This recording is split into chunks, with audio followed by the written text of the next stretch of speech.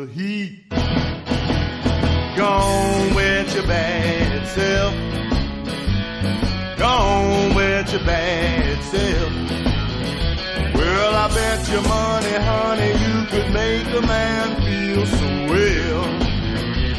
Oh, yeah. Honey, I can't explain what you do to me. Just a little wink and smile from you just knocks me off my feet. Gone with your bad self. Gone with your bad self. Well, I bet your bottom dollar you could make a man holler hell. Oh, help me, baby. Look out.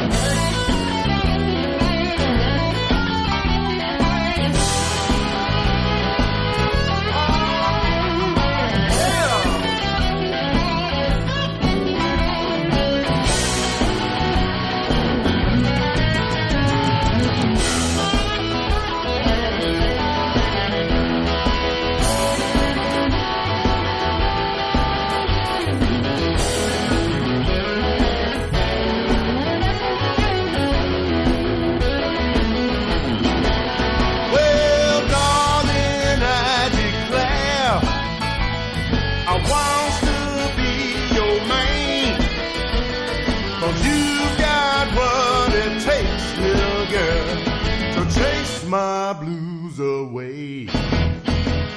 Good afternoon. Welcome to Jazzabrations Live. I'm your host, Linda Morgan, on this Super Bowl Sunday. Yes, we are here in the studio with our own Super Bowl jazz, jam, blues going on today.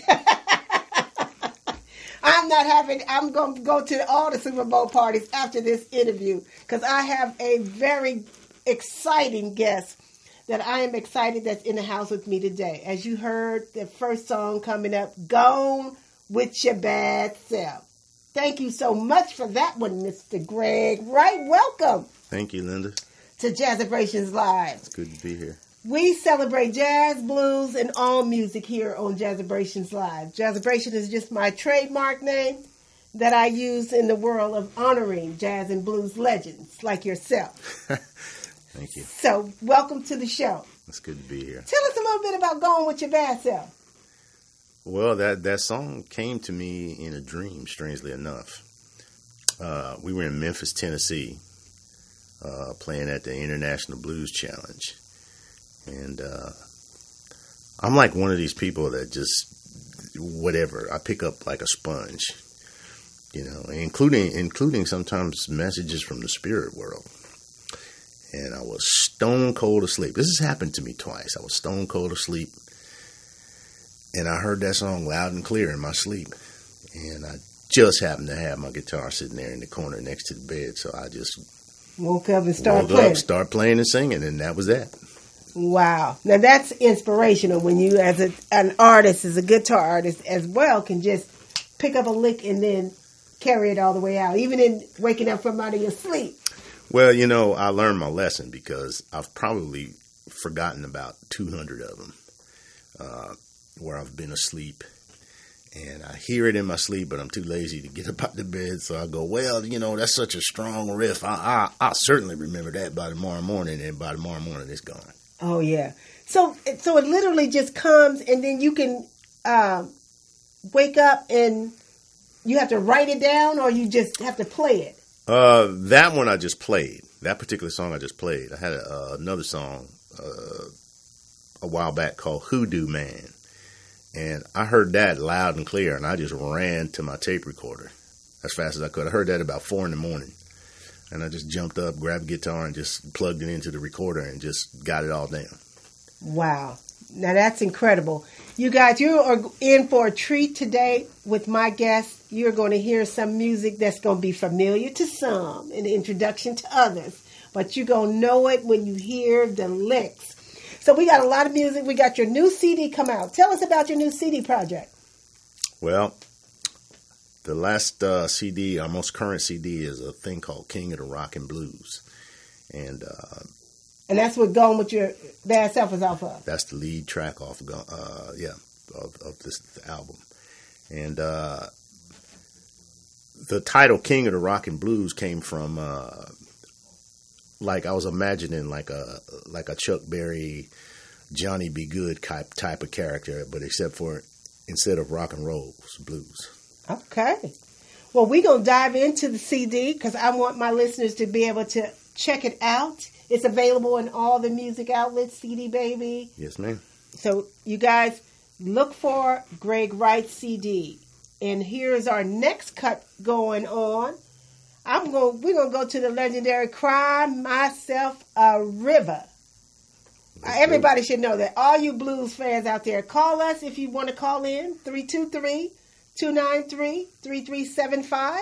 And we'll be right back with you as we listen to Cry Myself a River here on Jazzabrations Live this Super Bowl Sunday. We'll be right back.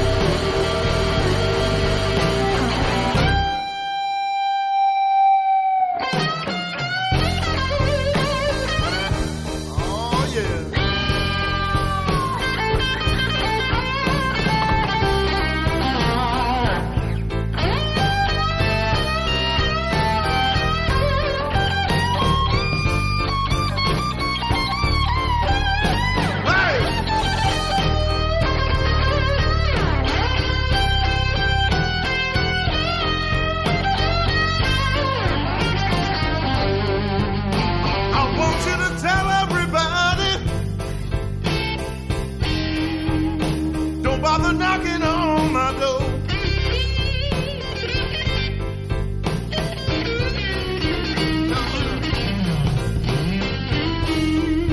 Tell everybody, don't bother knocking on my door.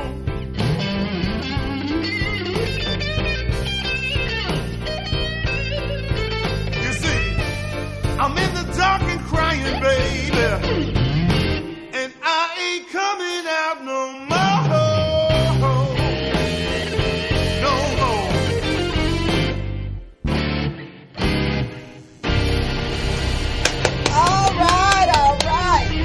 Myself a goodbye.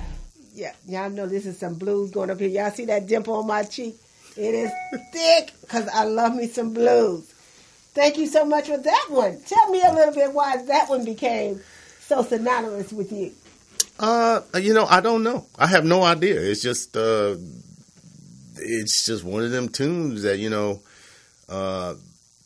it just seemed to click. It felt good, right? It felt good, and just I recognized it as soon as we started playing it live to audiences across the states, across Europe, over in England, all these different places.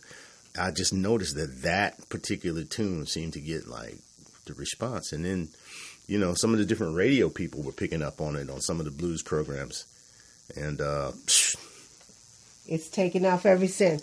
Well, we got some fabulous videos that we're going to jump into. I'm going to save that big piece for the other half of the show before we jump into there. So listeners got to get tuned in. I know they're trying to get all into Super Bowl and all that. So we're going to give them time before we jump in. But in 2013, you were honored to be inducted into the Louisiana Music Hall of Fame. How was that? That just totally caught me by surprise. I just, because you're from Louisiana. Well, I lived and worked in Louisiana for a long, long time, but I'm not from there. No? No, my dad was in the military, and we traveled a lot when we were kids, lived in different places. But for whatever reason, and when I grew up and started playing professionally, everything seemed to gravitate towards the South. And I ended up going to Louisiana on the invitation of a friend, and it was only supposed to be for a few weeks gigs, and I was going to make my way out here. But it ended up being 5 years. 5 years later. Yeah, and I ended up having like a little local record. It was my first record, and we just played everything on Interstate 10 between New Orleans and Houston. We played all them little towns in between. Mm-hmm.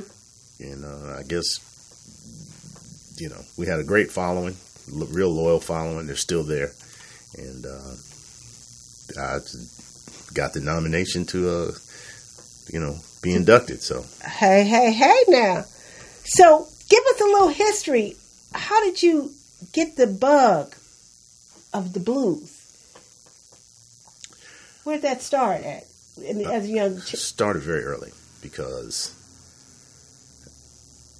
you know how church music, black church music, and blues are flip sides of the same coin. Okay. They really are. They come from the same gospel, sort of place. You saying gospel and blues? Yes. Okay. Yes.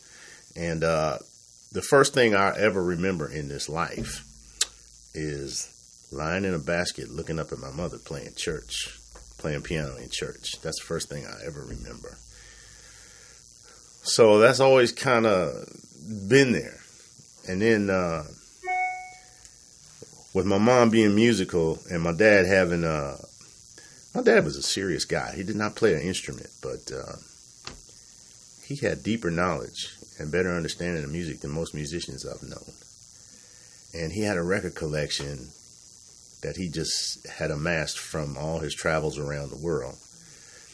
Everything from jazz to blues to classical to soul music to rock and roll. I mean, I think we even had a couple of Bedouin tribesmen records. Okay. He just exposed us to everything. Everything.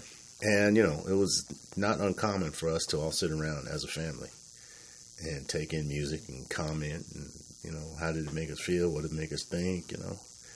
And if something really got us, my brothers and I, we'd be just jumping up playing air guitars, So music's always been a big part of our life. Okay. Is your dad was he in the business? Is he still with us? No, he passed on a few years back, but, I still hear him talking to me. Oh, yeah. The legacy never stops. So do you have other siblings in the business with you? Yes, I do, actually. One is very, very, very, very, very famous. He had an album that sold over 100 million copies called Rapper's Delight. And that is my younger brother, Michael, who's known as Wonder Mike. I'd like to Mike White. I know that. Yeah. That's Wonder Mike? That Wonder Mike. That's my brother. That's great. You got rappers in the family? Come on now. Wonder Mike. Yeah. I don't like that script spleen, but it's okay. But, so you have toured with some very, very famous individuals. Mm-hmm. We won't go to the MJ side. Mm-hmm. Give me some of the other artists that you've toured with, like Mick Fleetwood. What was that like? That was great. I just happened to have a guy representing me, a lawyer that was representing me that had also represented Fleetwood Mac. And he came back to me and said, hey, Mick Fleetwood is looking for a guitar player for a special project called Mick Fleetwood Zoo. And it's more rock and roll than Fleetwood Mac. You think you'd want to go check that out? So I think, yeah, man, I'll go check that out. So I went over to this house up in one of the canyons up there. I went to this house, and it was Mick and this Australian musician named Billy Thorpe, who told me he was the Australian Elvis. So I sat with them guys, and we really didn't even play anything. We just chatted, and everybody laughed, and we got along. It was just the three of us. So they invited me down to come play because they were going to have a rehearsal hall, and I went down and played, and we just clicked. And so cut a record with them on Warner Brothers, and then went out on tour with them. Gotcha. Okay. Now, some of the other cats that you've toured with, besides the wonderful, incredible Michael Jackson for many years, mm-hmm. We're going to get into that tune coming up in the other half of the hour with you and Michael J. I'm going to play it as a video so people can really get the essence of you touring with him. Okay. But you came across California, like you said, from the Carolinas to Alabama, Florida, Louisiana, mm-hmm. and just worked with the King brothers. Tell me a little bit about that, working with Albert and Freddie King.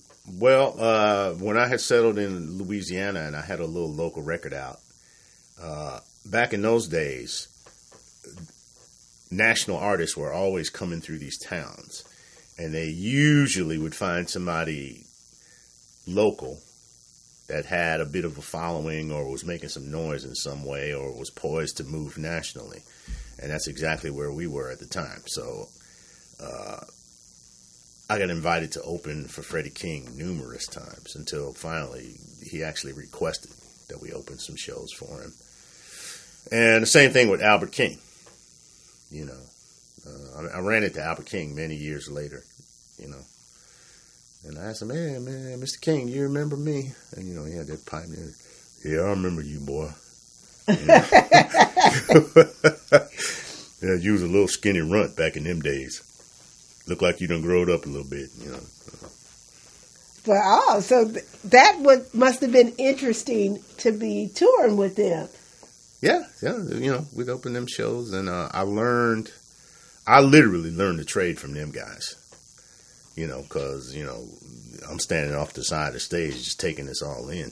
You know, how they did it every night. How, you know, you learn how they move an audience. You learn how they, you know, have these, like, outrageous dynamics where, you know, the 1 second they're blowing the house down and all of a sudden whoosh, it's down to a whisper. You can literally see the audience just fall down. Wow. That was something like I saw on this PBS scene with B.B. King. they talked about how he could take it all the way down to almost to a silence. Yes. And then the crescendo would just be the drummer going crazy, he going crazy on the guitar.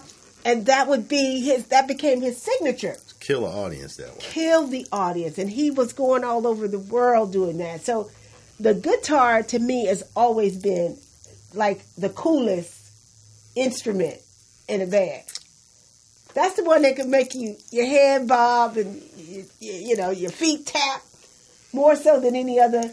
Now, didn't you play another instrument before the guitar? No. It's always been guitar, and I have to admit that initially I took on guitar for maybe not all that greater reasons.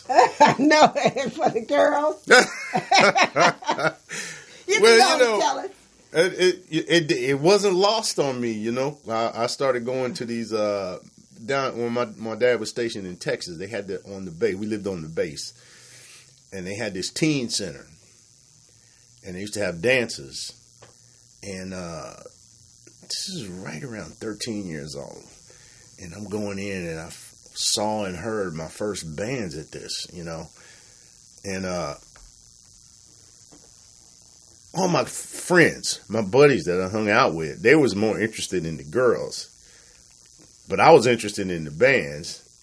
But it wasn't lost on me that the guys with the guitar got to leap over my friends and they got the girls. So I said, there's something to be said for that. Some going on with that. Well, I guess I was astute and observant because at that time especially, man, if you played a guitar or something like that, it was just like you were fighting them off. Exactly. Well, we're going to go into That's a terrible another admission, but it's true.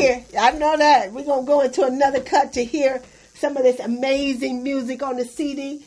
Let me LeBron, hook us up with another one of them cuts from this wonderful CD by Gregg Wright. I'm Linda Morgan, your host on Jazzabrations Live. We'll be right back with y'all. Plenty of no money, giving me the blues. Plenty of no money, tired of paying dues.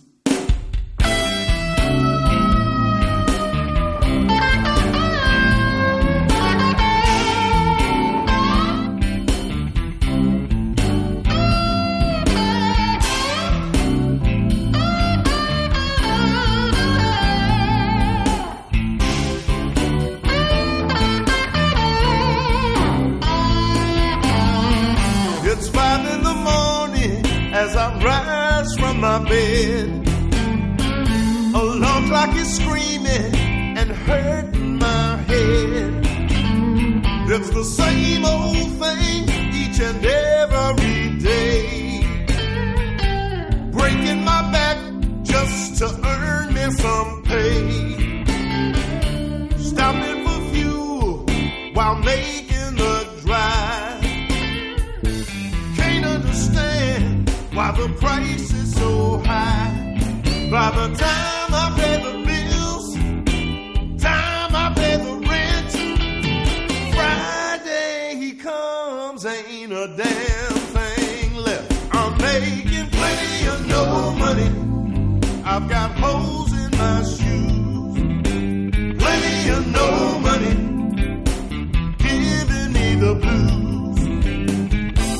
Beware of the man with nothing to lose. I'm making plenty of no money, and I'm tired of paying dues. Yes, sir.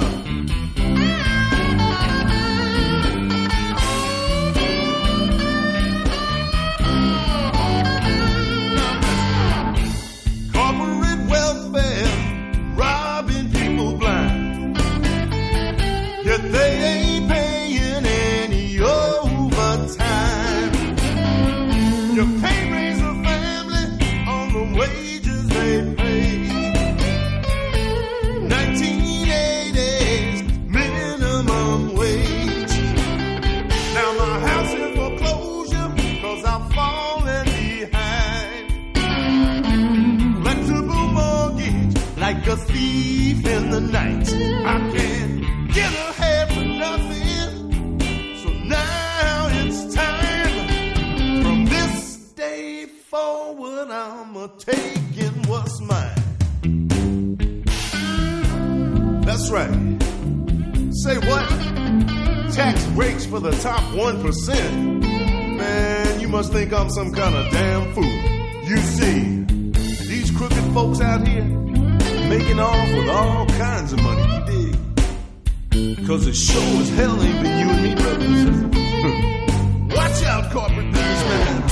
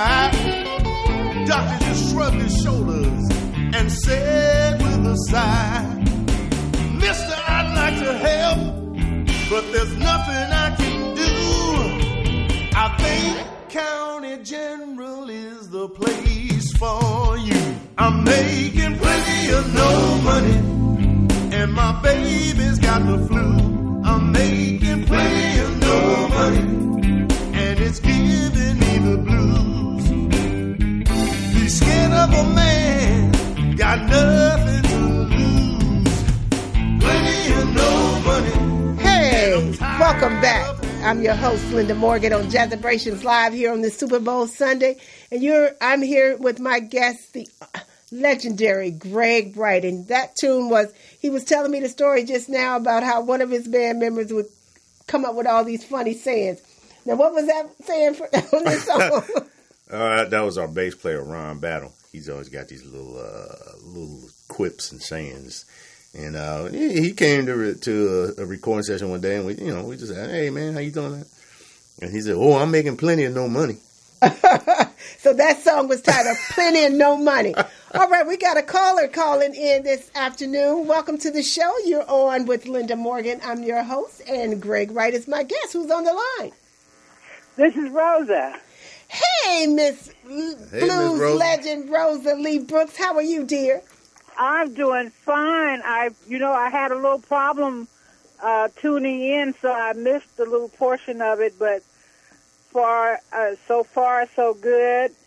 And you couldn't have I just gotta say, because this man here has paid his dues and has done so much for music, for the landscape of music for many, many years, and I'm glad to see that you're featuring him today.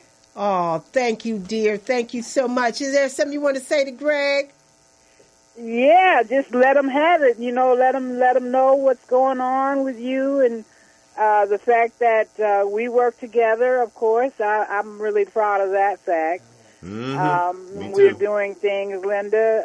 We're working on a CD now, and we also work at the 7 Grand. He's a member of my band. I'd rather say he's a featured artist in my band.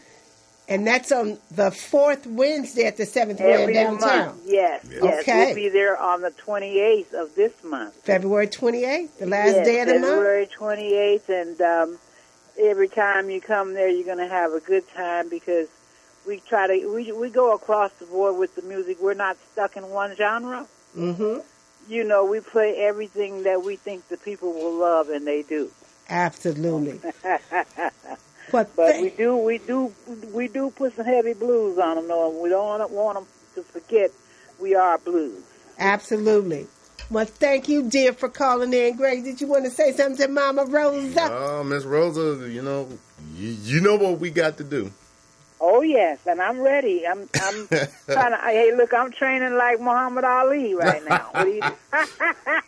What are you talking about? There you go. But this is Happy Black History Month, and we couldn't start it out. I love your show, Linda. Thank Keep you. it up. Jazzabrations is what's happening because it allows the people in the community to know we're still here. Yes, ma'am. You know, we're still here and we're still doing this music, and we always want to encourage all the people who love music and who love blues. Come on out and support live music. Absolutely. Well, thank you so much for taking your time to call us in on this Super Bowl Sunday. Yes, We're gonna jump into some more. We're gonna jump into a video clip, a YouTube clip right now of him and the legendary MJ for you. So hopefully you got your computer on and you're going to be able to see it. Oh, yes, I have. I'm ready. I had to leave out of the room so we could talk, but I'm going back now. All right, dear. So I can look. So, okay. All righty. Bye-bye. See you later. All righty, so that was the legendary blues legend, Miss Rosalie Brooks herself, calling in, thanking her so much for that. So we're going to jump into a YouTube clip. I think I'm in the mood for some MJ and you. We're going to go into that video clip right there, LaRon, for us, okay? And then we'll be right back with you on Jazzabrations Live. I'm here with my guest, Gregg Wright.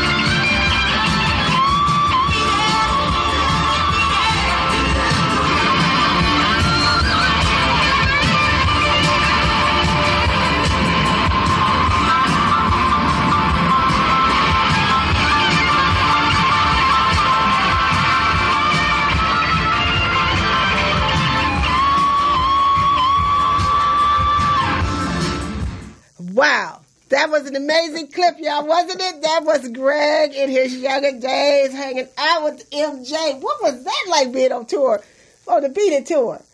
You remember that scene in Ten Commandments when Charlton Heston goes up to Mount Zion and he comes back down and his hair turned white after talking to the burning bush? Right. Kind of a little bit like that. Not quite that intense, but it was. You know, I came down off that knowing some other stuff that I had never known or thought about. Wow. And it was a great experience for me. I grew as a musician 100-fold in a very short period of time because those guys were the best of the best of the best, the most professional, on point, best prepared people I'd ever dealt with. How did you get to connect with him? I used to go down to this place on Sunset. It's called the Viper Room now, but in the 80s, that was a place called the Central. And I had heard that they had a Tuesday night jam down there. And I started going. And it was a really cool scene because it was run by two British guys. It was called Bob and Keith's Jam Night. Bob Pope and Keith Robertson, both English guys.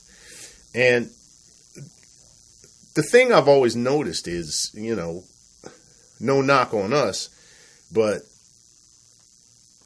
the British cats were always much more open to, you know, they didn't play politics. Different types of music, different types of people. Because if you ever go to London, that's a truly international city. Everybody from all over the world is there. So these guys were used to dealing with that, you know. And they gave you a fair shot. If you came on and you played your behind off, they definitely invited you back. And I went down there one night, and, this is when I first come to L.A., and I was pretty hungry to make something happen. So I went down there to kick asses and take names, and they gave me a shot, and I became a regular down there, and I got to jam with all my heroes and all the cats whose records I listened to. And this one particular night, I went down there, and sitting right down here was Randy, Marlon, and Jackie Jackson. And I kept seeing them. I kept seeing them around town. And people were saying, man, them guys are watching you, man. Them guys is checking you out. I'm like, no, man, what would they be checking me out for, But for a while, I had to work at this guitar shop on Sunset called the Lawrence Connection. And what I didn't know about that, it was just repairing guitars. Because, every once in a while, musician, you run into a slow period, so you got to do something. And I took a job at this place repairing guitars. But what I didn't know is that it was a boutique for all the guitar stars. Wow. This is where they brought their guitars in. I remember Stevie Ray Vaughan's people brought their guitars in, his guitars in. The first customer I ever waited on was Joe Perry from Aerosmith. And I would just sit and chat with these guys, and just talk shop. And one day, here come Randy and Tito and Marlon come in here again. And they got a guitar. I want to get this repaired. Okay. And they didn't recognize me from that jam because I was dressed down, Anyway, I took it. And when they came back about a week later, this voice went off in my head and said, look, you got to seize the moment. You got to show these guys what you can do right now while they're here. So exactly. I took the guitar, pulled it out the case, went over to an amp, plugged it in, and started playing. Said, yeah, man, this is how we fixed your guitars, And they were kind of like, whoa, oh, hey, oh, you're that guy. That's where we seen you. You're that guy that was down at the jam. Hey, man, we've been looking for you. I'm like, really? And he said, yeah, man, we got that was totally God. Set up from the flow up. That's what I'm saying. You can't make up them kind of stories when you somewhere and they looking for you. So they said, man, we working on a new album, and we got a song that needs you to play on it. So I went and I played on that album called Victory, and I played a guitar solo on there. And Randy kept coming around the guitar shop. And he said, one day he come out and he said, let's go to lunch, man. I need to talk to you about something. And I was like, what are you talking to me about? And he said, would you be interested in possibly playing on a tour that my brothers and I are doing next summer? And I'm like, no, Randy, I'm really enjoying my minimum wage guitar repair job. Why do you ask? And I said, yeah, man. I said, he said, you're going to have to, he said, I can't just turn the gig over to you. He said, you're going to have to audition. You're going to have to earn the spot. But,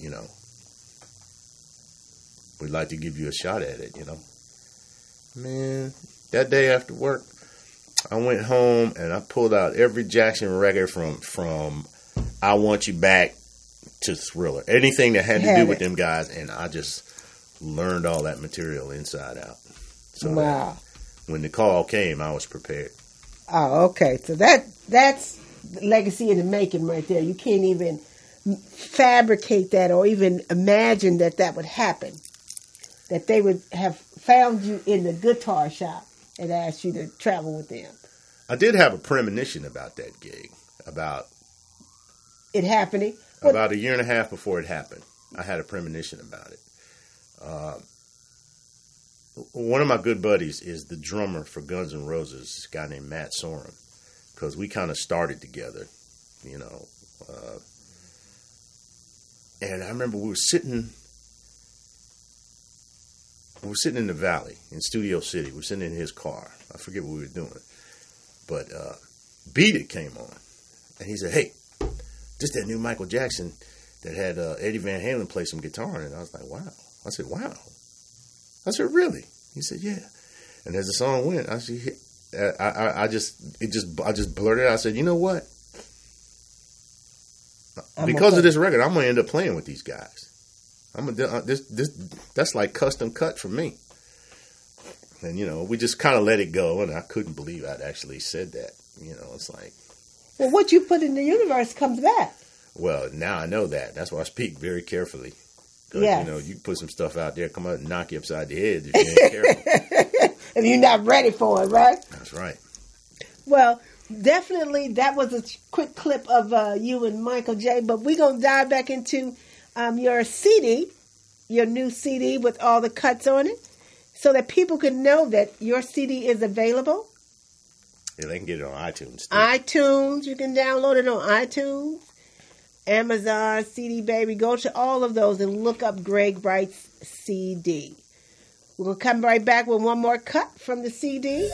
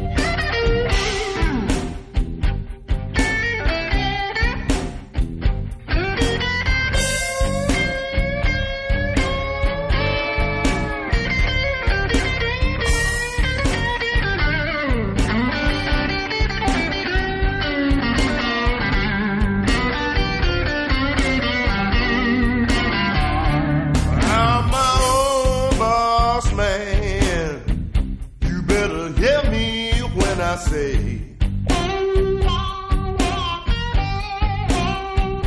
I'm my own boss man. You better hear me when I say, if you don't like the way I'm living, best be on your merry way. Oh yeah, listen here. I'm my own boss man. I'm my own. You're back with me, y'all.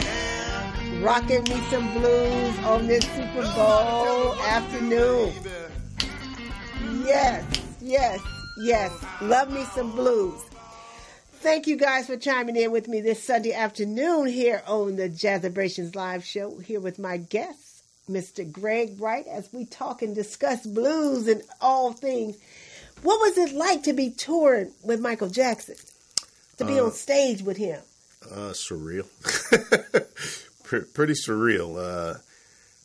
But then, after a while, you start becoming accustomed to that whole level of energy.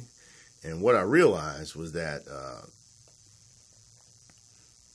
just playing with him just confirmed what I had always thought and believed about just giving your absolute all to every phase of your game. Right.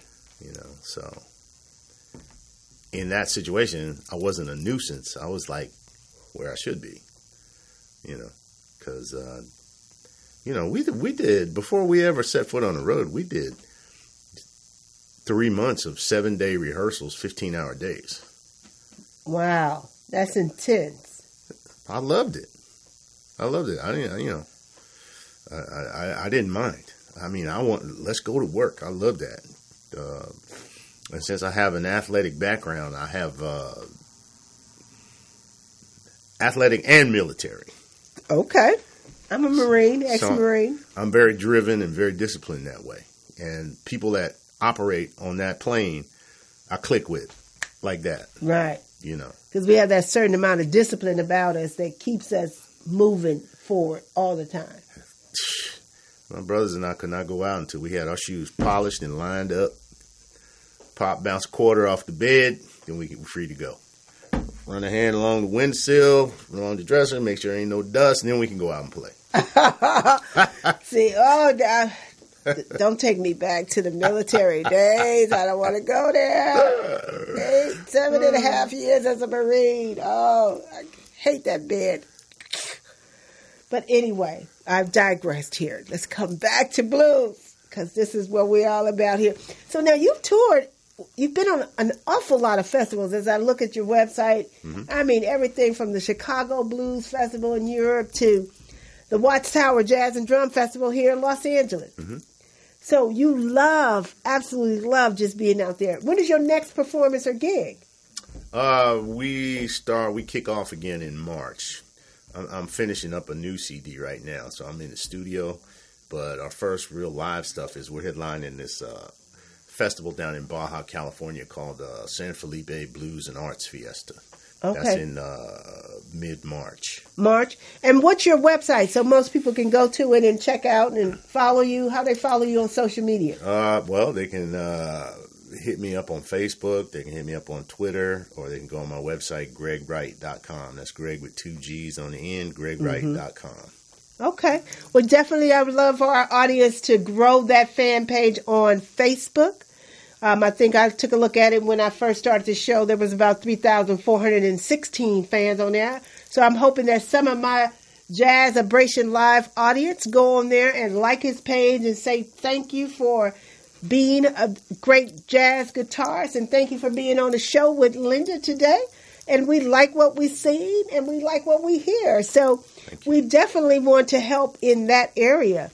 So with that, we're going to go into another song on your CD, just a little bit of snippet, give it a couple of minutes of a song on the CD, because I want our listeners to know, in fact, that this music is bad from beginning to end. And so you want to go on iTunes, CD Baby, Amazon, and grab your copy of Gregg Wright's CD.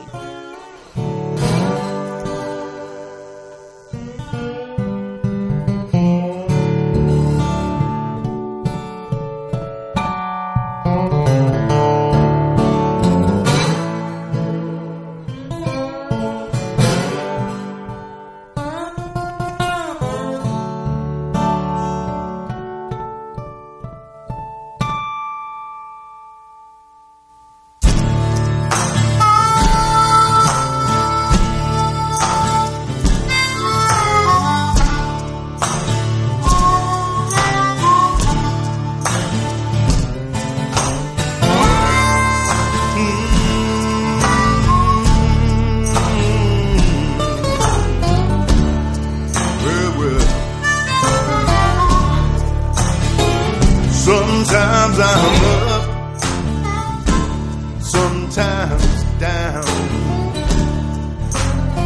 I feel just like a yo-yo, never quite touching the ground. Filled with elation, sometimes despair. When you ride the roller coaster, you never seem to get nowhere. It's so hard to tell when you're caught between heaven and hell. Yeah, yeah. Which way to go when you're caught between heaven and hell? Yeah.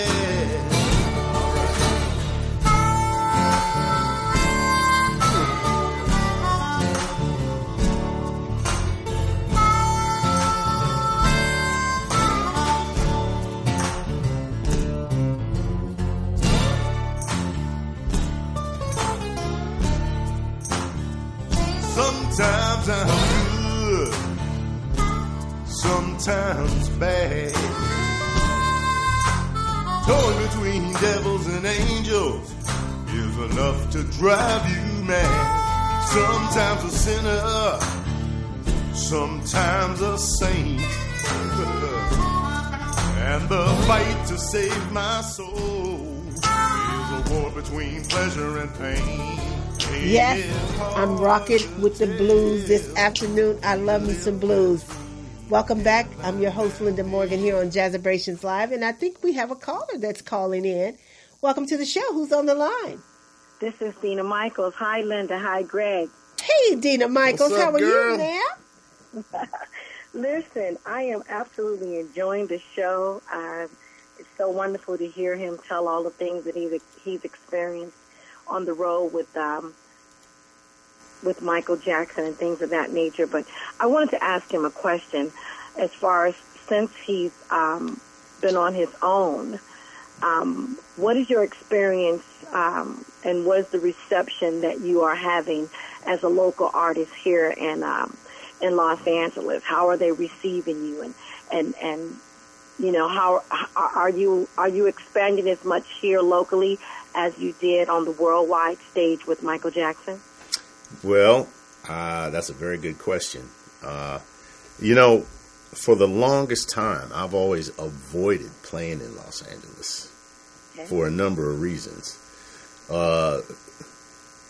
One is I like to get paid. Okay? And it always seemed to me like there were too many people undermining themselves by doing this pay-for-play thing or whatever they call it. But it made no sense. And also, I wanted to go to a place where you could literally reach people, because all I wanted to do was reach people, and I wanted to reach people without all of these filters, a la record labels, managers, lawyers, whatever, that stand between you and reaching people. So I started looking outside of here initially first, even though I lived here. You go to places, you know, like Louisiana or Florida or something. You just find a way to build yourself a circuit. I started doing stuff, which happened by chance, just overseas. I built a following in 7 countries, and kept me going. And people are always asking, man, where are you? How come we don't ever see you play? I was like, well, I got somewhere to go, man. You know, but nowadays, you know, I'm kind of looking toward really making something happen here at home, and I'm enjoying being at home, and I'm enjoying playing at home. And I think I've grown enough to where I can just sit back and relax and enjoy playing and not worry about all the other stuff, you know. So I seem to be having a bit of a renaissance here in Southern California, which is really cool. Okay. Well, do you have anything particular that you have coming up in terms of I understand that you and Empress Rosa Brooks have some things coming up all over the city. Are you going to be in any festivals this summer or anything like that? Well, I was telling Linda that my own first show coming up this year is headlining a festival down in Baja, California called San Felipe Blues and Arts Fiesta, which is a 2-day festival that they have right there on the Sea of Cortez. It's about as beautiful as things can get. Wow. I need to go down there. Yeah. Yeah. So that's first. That's the first thing we got going. And then, of course, we have every last Wednesday of the month at 7 Grand downtown with the Brooks Projects and Miss Rosalie Brooks. So, we're getting there. My main focus right now is finishing the next CD I got. Right. Stay tuned for that new CD coming out, Miss Dina. We'll do just that, and I'm looking forward to possibly doing some type of writing project with you, Gregg. That'd be great. Wonderful. We're looking forward to it. You guys are doing a great job. Thank you, Jazzabrations. Thank you, Linda, and thank you, Gregg. And we look forward to seeing you next week on the show, ma'am. Thank you so much for calling in. So you will be here next week rocking and giving us some history of the blues. Exactly. Thank you so much. Thank you. And we're going to go out with that one on a cut, the last and final cut from the CD as we rock it. Thank you so much for rolling with us this afternoon on the Super Bowl Sunday here with my guest, the legendary guitarist, Mr. Gregg Wright. Make sure you go and Google him. That's Gregg with 2 G's, Wright. Thank you so much and have a great afternoon.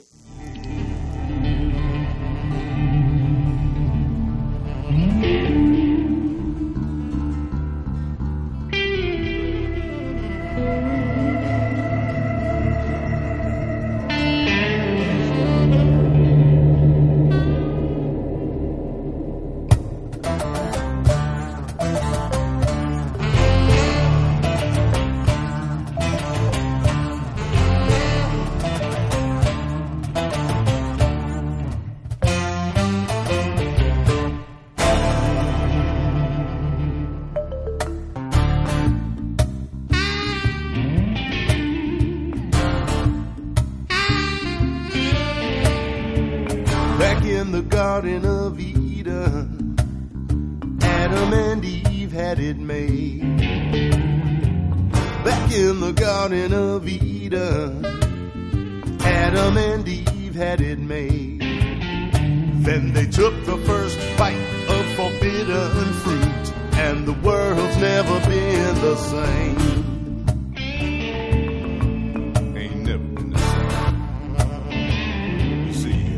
They got tricked by the devil. They got tricked by the devil.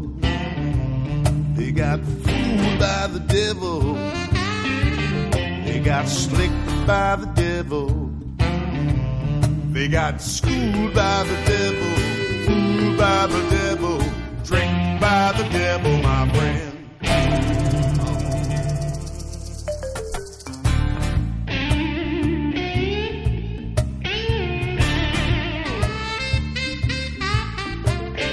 Preacher man on the TV saying send your money please. Preacher man